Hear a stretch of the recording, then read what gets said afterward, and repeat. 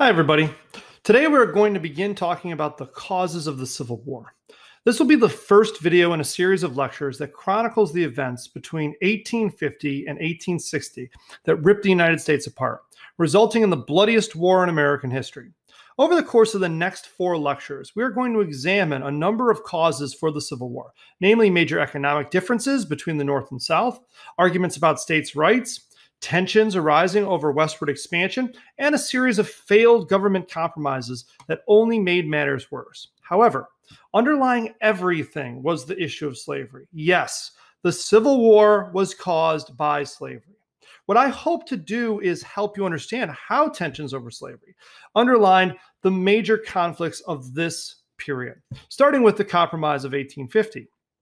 So, ever since the Missouri Compromise in 1820, the United States had tried to maintain the sectional balance between Southern slave states and Northern free states. However, Manifest Destiny and the addition of new lands from the Mexican-American War now threatened to bring the issue of slavery to the forefront of American politics. The Wilmot Proviso, which attempted to ban all slavery in the territories acquired from Mexico, was just the beginning of the tensions created by westward expansion. Though the Wilmot Proviso never passed, it drew battle lines in America between the North and South over the issue of slavery, battle lines that would eventually be fought in the Civil War, a little over 10 years later. In the presidential election of 1848, the first election after the Mexican-American War, both the Whigs and the Democrats sought to avoid the slavery issue. The Whigs nominated General Zachary Taylor, who was the hero of the Mexican-American War. Though he didn't take a firm stance on slavery in the Western territories, he was from Virginia and was himself a slave owner. Due to health concerns, President Polk did not run for a second term, and the Democratic Party nominated Lewis Cass. Now, Lewis Cass was the father of a doctrine called popular sovereignty. Popular sovereignty was the idea that people of the Western territories should decide for themselves whether or not to allow slavery. For anti-slavery advocates in the North, neither Taylor nor Cass were very good options. Thus, a new political party was created to address the slavery issue, which came to be called the Free Soil Party. So the Free Soil Party embraced the Wilmot Proviso and argued that slavery should be banned in all Western territories. However, it is important to note that they did not go as far as abolitionists at the time, such as the Liberty Party, who wanted to abolish all slavery throughout the United States on primarily moral grounds. Shouting slogans such as free soil, free men, the Free Soilers wanted to contain slavery to the South so that free white workers in the West would not have to compete for jobs with slaves. In the election of 1848, Taylor eventually won the presidency. But the Free Soil Party's success in the North signaled an increase in sectionalism within American politics that would only continue to increase throughout the 1850s. So President Taylor would have been happy to leave the issue of slavery alone, but other events in 1848 made this impossible. Earlier that year at Sutter's Mill in California, gold was discovered on the American River. The discovery of gold touched off a massive migration to the West, known as the California Gold Rush. People all over the world were struck by gold fever, and tens of thousands of people traveled to California looking to strike it rich. Though most people never found their fortune, the huge migration forever changed the development of the American West. The large number of people who were flooding into the San Francisco area and the surrounding Sierra Nevada mountains put a huge strain on local government. As a result, there was a large increase in crime, including robbery, murder, and claim jumping. The people of California demanded an adequate system of government. A state government, if you will, in order to deal with the challenges of their overnight population boom. Thus, they created a constitution in 1849 and applied to Congress for statehood. So immediately, Southern politicians were alarmed by California's constitution because it excluded slavery. The entrance of California as a free state threatened to tip the delicate sectional balance in favor of the northern free states. Additionally, there were fears among some Southern politicians that it would set a precedent for free soil in the West. They were worried that other territories such as New Mexico and Utah, also part of the Mexican Cession, would ban slavery as well. A group of extreme pro-slavery Southern politicians known as fire eaters began to threaten leaving the United States over the issue of California. And it became clear that if the government did not act, the United States would be ripped apart.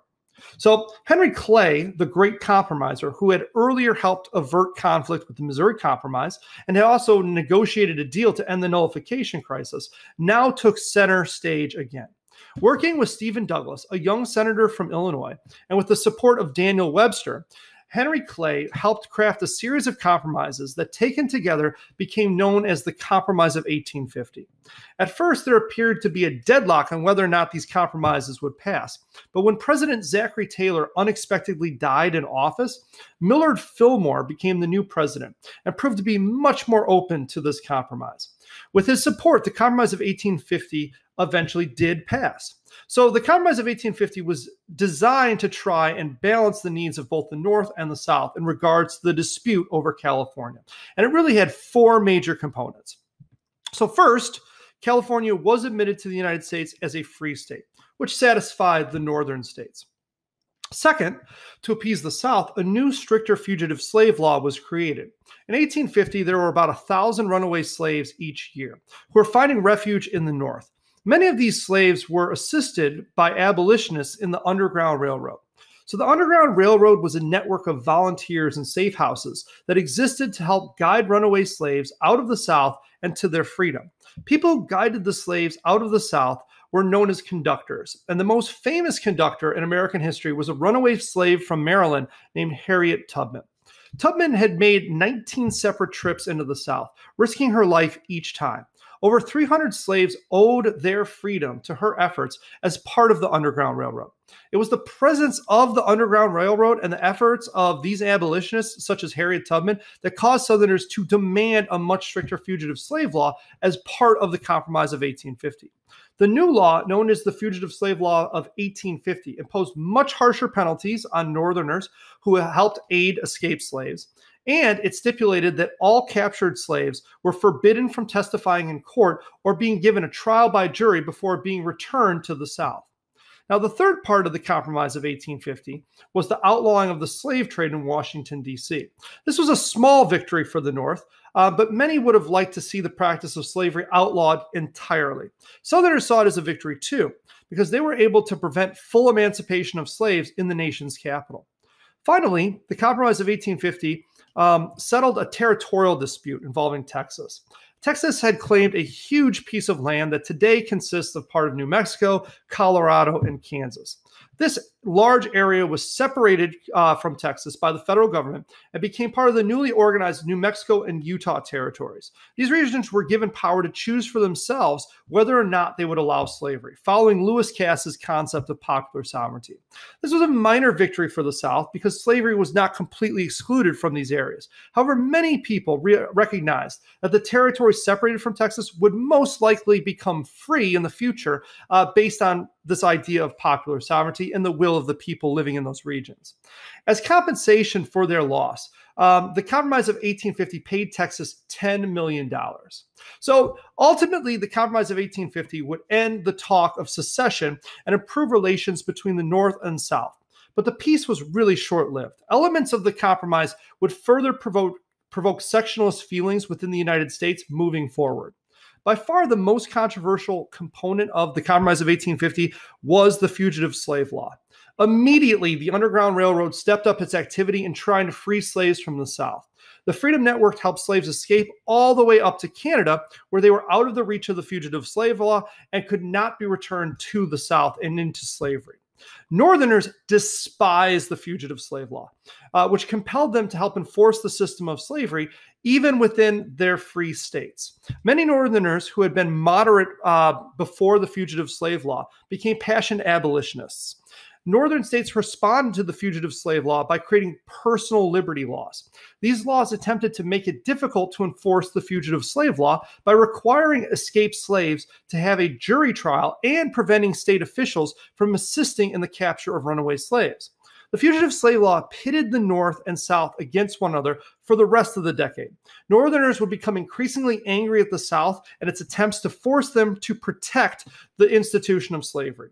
The South, for their part, would look on at the North's continued refusal to enforce the fugitive slave law with suspicion and mistrust. These feelings would only grow in the 1850s and kind of lead us towards the Civil War. So, You can see through the events of the Compromise of 1850 that the growing tensions between the North and South were being primarily driven by the issue of slavery. Historians have cited many reasons for the Civil War, and one of the common reasons for the Civil War, in addition to slavery, is often the idea of states' rights. That Southerners were afraid of the federal government and that the federal government was becoming too powerful, that most of the power should actually rest in the hands of the states. This was definitely an argument that was made by many Southerners at this time period, such as John C. Calhoun. And so here is kind of where I have a problem with that argument. Ultimately, the argument for states' rights was simply a constitutional way, at least in my opinion, of arguing for slavery.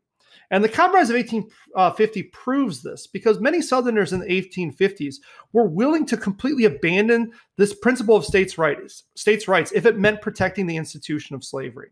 For example, the fugitive slave law was one of the ultimate examples of a strong central government. The federal government was coming in and requiring northern states to enforce slavery, despite the fact that they opposed the institution itself and had banned it within their borders. Yet, very few Southerners protested the fugitive slave law on the grounds of states' rights. In fact, it was some of the northern states, like Massachusetts, that had made this argument and took steps towards nullification by making it illegal to enforce the fugitive slave law. Now, as you will see, it is slavery.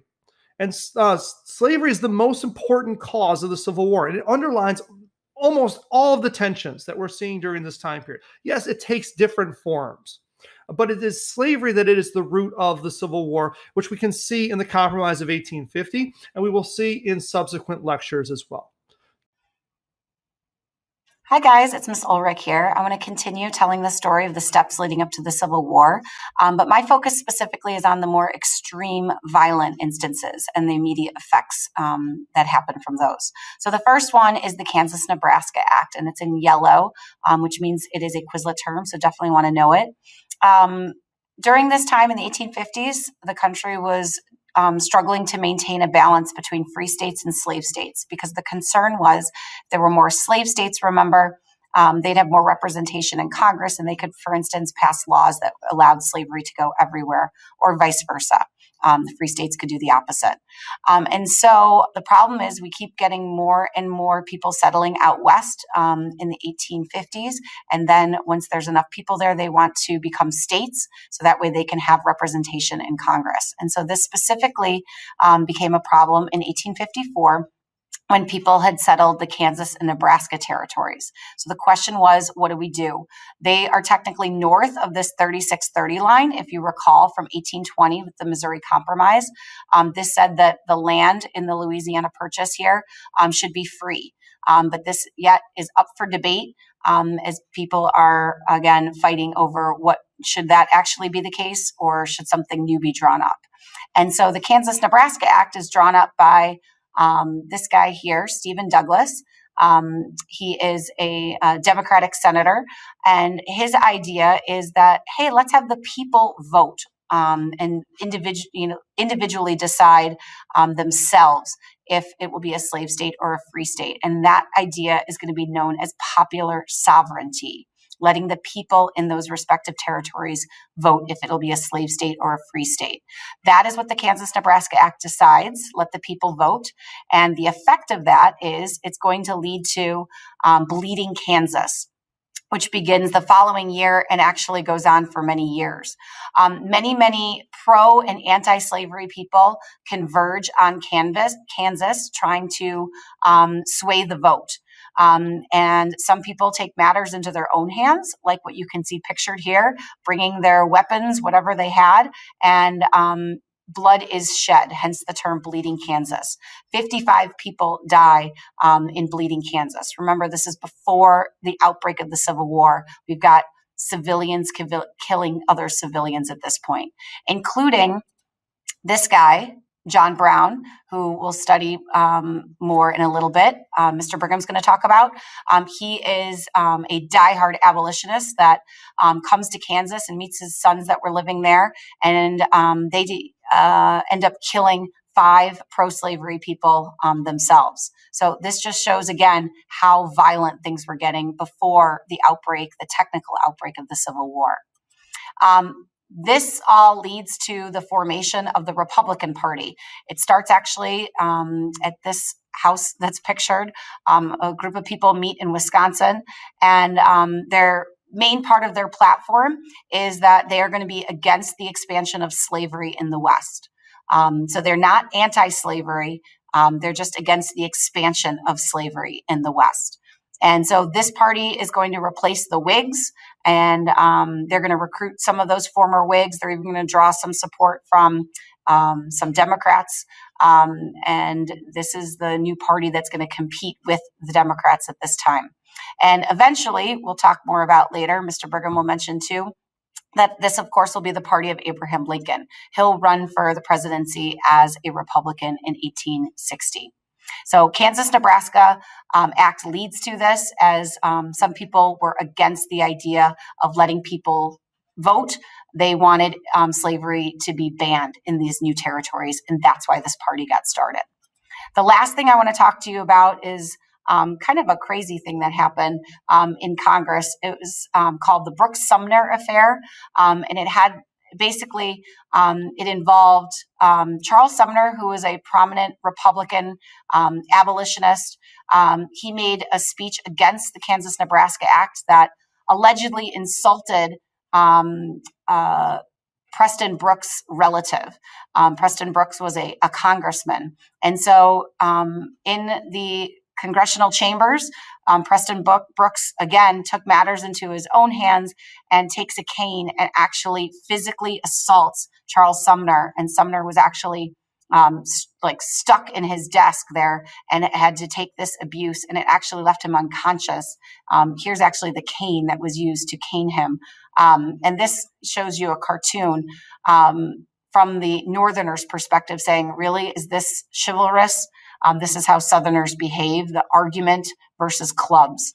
And again, this is just a small incident, but it's very, very telling, because look at the response that it triggers. All of these different canes, or hundreds of canes, are sent to Preston Brooks in support of what he did.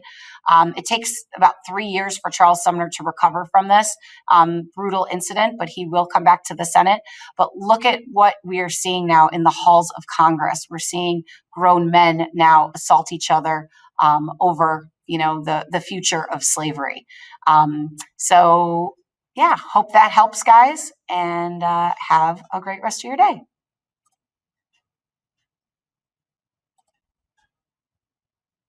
Hi guys, it's Mrs. Schacht here, and I'm here to discuss some crucial steps that led to the Civil War. So you've already heard about events like the Compromise of 1850, but I'm actually going to speak to you guys about some written works, as well as a very important Supreme Court case, Dred Scott versus Sanford, that led to the fraction within our country and inevitably to the Civil War. So I'm actually going to start back in 1852 with the publication of a book by Harriet Beecher Stowe called Uncle Tom's Cabin.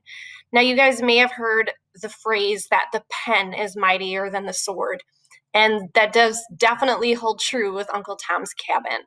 So Uncle Tom's Cabin was a novel released in 1852, and it's the story of a slave named Uncle Tom who lived under a very brutal owner named Simon Legree. And the goal of Harriet Beecher Stowe was to educate Northerners about the horrors of slavery and hopefully make Southerners a little more sympathetic to the plight of slaves.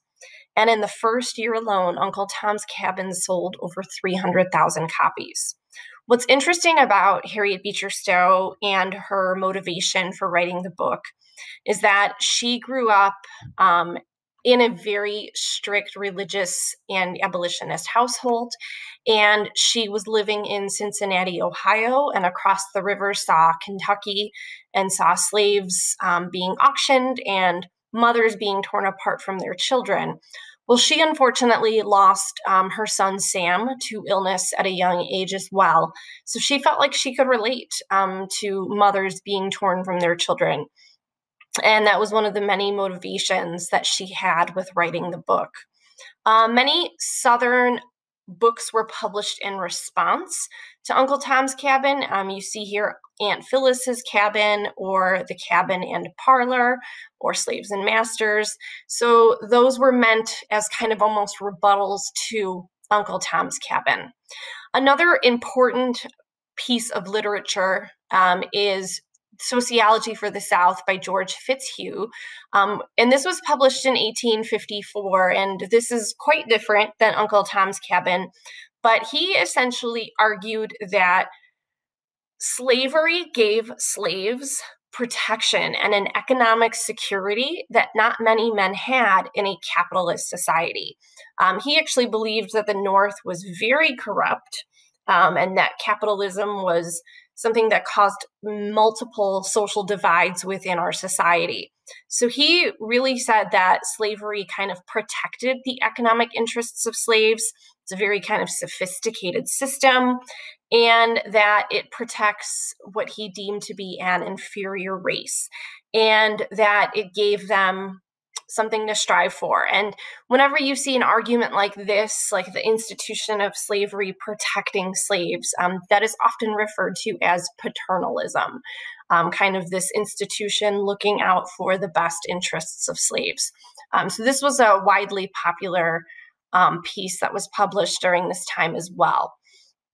On a different note, I also want to discuss a Supreme Court case that was years and years in the making, and that's Dred Scott versus Sanford in 1857. So Dred Scott was a slave. He was born in Virginia and spent some time elsewhere before he was sold to a military doctor. He lived in St. Louis, Missouri, and then during his time with his owner, traveled with that military doctor to various military forts in both Illinois and Wisconsin. Now, under the Missouri Compromise, Illinois and Wisconsin were deemed free territories. And so Dred Scott, over the years, was hired out to other slave owners, but believed that he potentially had a case to argue for his freedom, which he had tried to purchase multiple times before, on the fact that he had lived in a free territory for a period of time. He actually did win in the lower courts, but the case was appealed and made its way all the way to the U.S. Supreme Court. This is Judge Roger Taney who wrote the opinion, arguing that as a slave, Dred Scott had no business suing in a court of law. And so as a result, because he wasn't a slave and wasn't technically a citizen, that this lawsuit was null and void. This is a huge victory for the South when the highest law in the land is essentially sending the message that slaves can't even bring about a lawsuit in front of the courts. And so this, like I said, was seen as a huge victory for the South. So those are a couple of things, guys, that I wanted to mention. Obviously, you know, the publishing of Uncle Tom's Cabin did open the eyes of many Northerners and made Southerners a little defensive about the institution of slavery. George Fitzhugh tries to combat that by defending the institution of slavery. And then, so that continues, again, for the country to become more and more divided. And then with the Dred Scott versus Sanford decision, again, just the fact that slaves are not viewed as human beings is a victory for the South, and of course continues to further the divide within the United States. And as you can see, we are just a few years out from the actual Civil War. So I hope that helped you guys, and I hope you have a great day. Welcome back, APUSHers. This is Mr. Crayson coming at you with a pivotal video on the last three events leading up to the 1861 Civil War. So we're in the late antebellum stage here. Antebellum, remember, means before the war. Ante, before, bellum, war. And when we're talking U.S. history, the war is the Civil War. The most Americans died in this war than any other war ever. Now, the Republican Party is brand new on the scene as of 1854, and remember, it is going to be formed essentially out of hatred, united hatred of the 1854 Kansas-Nebraska Act. What was so hated about this act? It allowed for slavery to potentially push north of the 3630 latitude line from the Missouri Compromise. So Kansas could potentially vote to become a slave territory, and that was alarming to many in the North. So it unified free soilers who didn't want slavery to move out west because it was competition for white laborers, and it united Whigs, united Northern Democrats, and even down the road, know-nothings to some degree. Now, the Republicans start nominating people for public office right off the bat. In 1856, they'll run a presidential candidate, John C. Fremont, who will lose the election of 1856, but prove that Republicans have a really good shot at pulling off an election upset for president even, just based on the population and electoral college votes up in the North. So keep that in mind. It will play a huge role in 1860. The Republicans will also nominate for senator in Illinois, Abraham Lincoln. Now, he will go up against the incumbent Democratic Senator Stephen A. Douglas in 1858. Now, Lincoln suggests to Douglas that they do some debates, and they agree to 7 debates in different towns throughout Illinois. The key issue? Slavery's expansion into new territories. Lincoln argues that slavery should not spread into new territories, though he was not yet calling for its complete abolition. He aligned with the Free Soiler stance that slavery should simply not spread westward from where it already was. However, when Lincoln was named the Republican candidate for this Illinois Senate race, he did give an acceptance speech at the nominating convention wherein he said some things that would come to panic Southerners down the road. He said, "A house divided against itself cannot stand. I believe this government cannot endure permanently half slave and half free. I do not expect the Union to be dissolved. I do not expect the house to fall, but I do expect it will cease to be divided. It will become all one thing or all the other." To Southerners looking back to this down the road, they'll infer he intends to abolish slavery completely.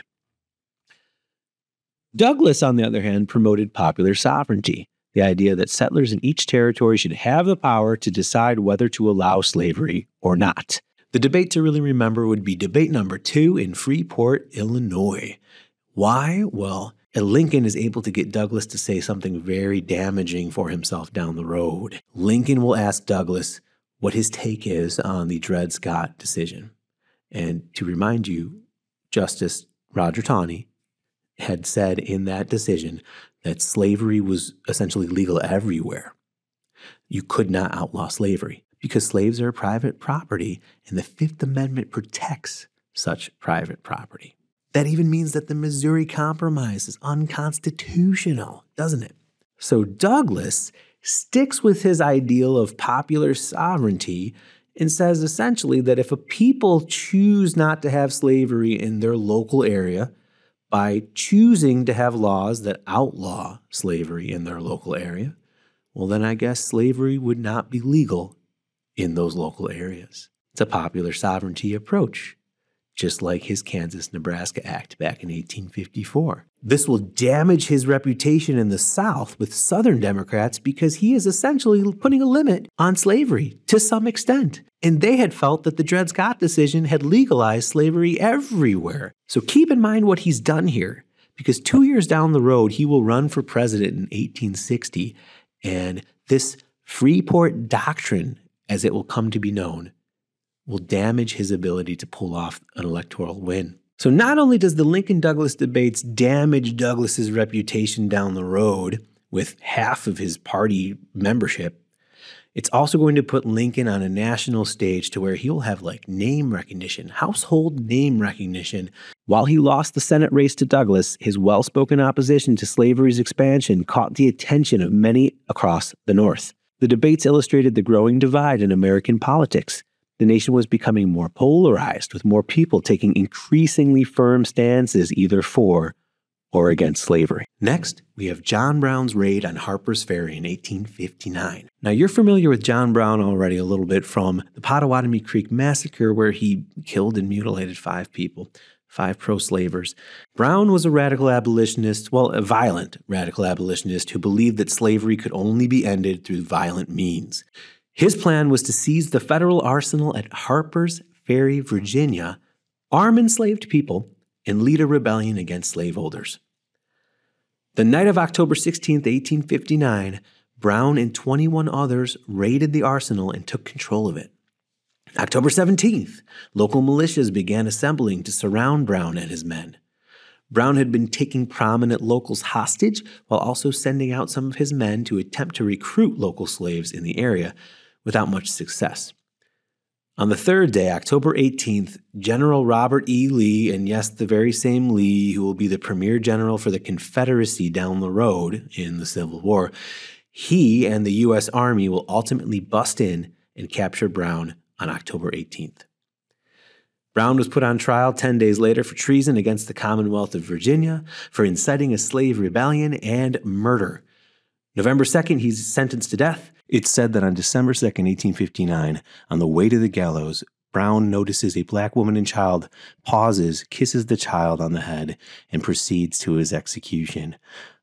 At his execution, many expected him to give some kind of bold speech of some sort, but this did not happen. He silently went to his death. However, that same day, he did hand a note to one of the prison guards, and the note read as follows: I, John Brown, am now quite certain that the crimes of this guilty land will never be purged away, but with blood. He's essentially predicting the Civil War. Now, what was really concerning for Southerners was that John Brown up in the North was being treated as a martyr. It led to Southerners believing that maybe it was true. There was some Northern conspiracy against them, against the institution of slavery, and that more John Browns, more violent vigilantes would be coming down to the South to do repeat crimes of this nature. And when the Civil War does begin, John Brown's legacy will remain and carry on in one of the more famous songs sung by soldiers in battle, John Brown's Body. Finally, we've come to the election of 1860, one of the most consequential elections in all U.S. history. The country was deeply divided, and the election reflected that. 4 candidates ran. Abraham Lincoln ran for the Republican Party, Stephen Douglas for the Northern Democrats. Remember, the Democrats had split when Douglas did the Freeport Doctrine. John C. Breckinridge for the Southern Democrats. He was the current sitting vice president for James Buchanan at the time. And John Bell will run as a Constitutional Union Party candidate. The Constitutional Union Party was created essentially with the intent of keeping the Union together at all costs. In this political cartoon here, you see that Lincoln and Douglas are fighting over the North. John Breckinridge is ripping off part of the South. And John Bell is feverishly trying to put together the whole nation with this glue, and it's just a sad attempt. Lincoln's platform called for stopping the spread of slavery into new territories. It was a Free Soilers platform, which terrified Southern states. And if you look at the Electoral College map, Lincoln pulls off the win in 1860, and he does so without a single Southern state. In fact, he wasn't even on the ballot in 10 different states in the South. To the South, this is unacceptable. Without a single Southern state supporting him, he becomes president. South Carolina refuses to remain in a union where Abraham Lincoln becomes president, so they secede December 20th, 1860. It probably doesn't come as a surprise because they were the state that threatened to secede over the 1828 Tariff of Abominations. Before Lincoln is even inaugurated, we're going to have 7 states leave the Union and create the Confederate States of America. Now, the Civil War hasn't begun yet, but we now do have our 2 sides, the Union and the Confederate States of America. Now, all it'll take is the fateful event of April 12th, 1861 to start the Civil War. That wraps it up for this video. I hope you have a great rest of the day.